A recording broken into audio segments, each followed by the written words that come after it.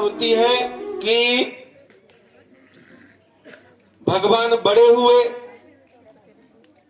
तो एक सकटासुर नाम का राक्षस भेजा कंस ने कि पूतना तो मारी गई, अब तुम जाओ। और उसका जो है वो शरीर आकार नहीं ले सकता था, उसको ऐसी श्राप मिली थी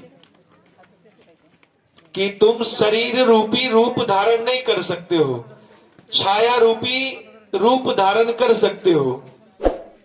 तो छाया के रूप में ही जो है यशोदा जी ने अपने घर की जो है साफ सफाई दुनियादारी सब करी, गोबर से लीप करके उनके घर के आंगन में बैलगाड़ी रखी हुई थी, उसके नीचे जो पालना डाल कर करके झूला डाल कर करके यशोदा जी अपने काम में लग गई, घरेलू काम में। उनका ध्यान उस तरफ नहीं रहा। तो कंस का भेजा हुआ जो सकटासुर था वो समझा कि बैलगाड़ी पे मैं बैठ जाता हूं और बैलगाड़ी पे इतना दबाव डालूंगा कि ये जो है छकड़ा टूट जाएगा और इसके नीचे दब कर करके वो भक्त कृष्ण मारा जाएगा, तो कंस का समस्या ही खत्म, निर्भय हो जाएंगे हमारे राजा। परंतु भगवान ने तो ये बातें देख ली। वो आया, बैलगाड़ी पे चढ़ा और भगवान खेल खेल में जो है अपने अंगूठा से एक चोट मारा और वो जो बैलगाड़ी आसमान में 100-200 फीट ऊपर जाकर के घूमते घूमते घूमते घूमते नीचे गिरा। उसके नीचे जो है सकटासुर गिर गया, सकटासुर के ऊपर जो है बैलगाड़ी गिर गई, उसका वध हो गया। फिर जो है यशोदा जी को ध्यान आया कि यही बैलगाड़ी थी, इस कैसे इतना ऊंचे चला गया। मेरे बच्चे के पीछे जो है लगता है कोई देवी देवता का प्रकोप है।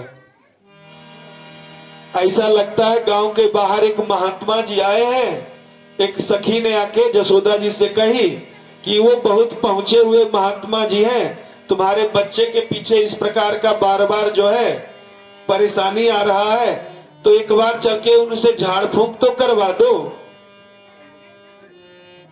और भगवान जो है शंकर ये बात जान गए थे कि भगवान जो है नारायण ने जो है गोकुल में पैदा लिया है, मथुरा में पैदा लेकर के गोकुल में जो है वो बाल लीला नंद राय जी के यहाँ करने आए हैं।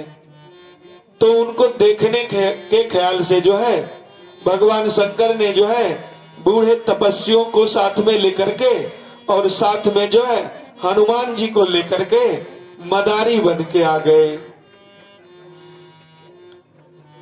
कि मदारी का खेल दिखाऊंगा नंदलाल जी के घर के आगे, और वो लाला को देखने आएंगे तो मैं भी लाला का दर्शन कर लूंगा। तो कुछ दिनों के लिए जो है वो वही गांव के बाहर झोपड़ी बना करके ठहर गए, और जिस बच्चे के हाथ पे सर पे हाथ रख देते थे वो जो निर्भय खेलते कूदते रहता था। तो ये ऐसी बातें जो है फैल गई। तो उसको मालूम चल गया गांव वाले को।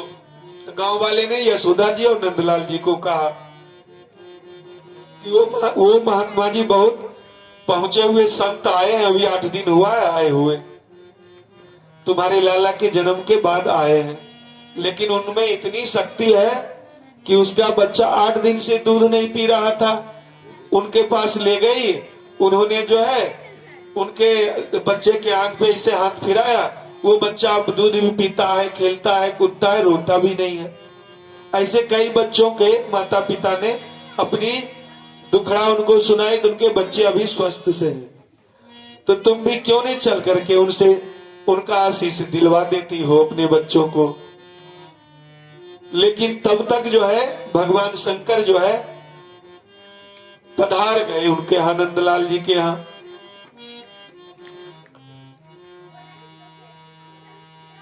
और बोलने लगे ओम नमः शिवाय ओम नमः शिवाय।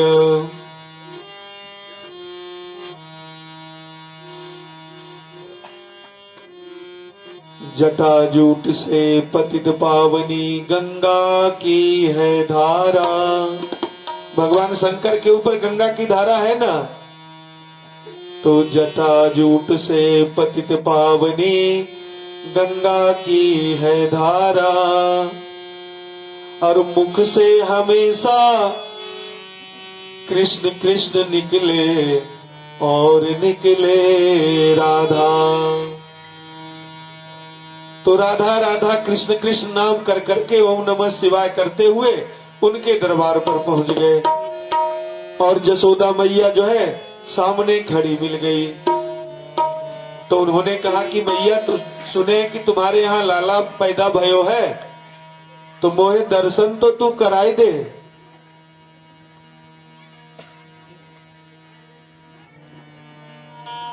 जसोदा मैया ने पहचानी उनको नहीं। उन्होंने कहे कि बाबा मेरे बच्चों के ऊपर जो है इतना जो है नजर लग गए है कि मैं अब उसको घर से निकालती हूं ना।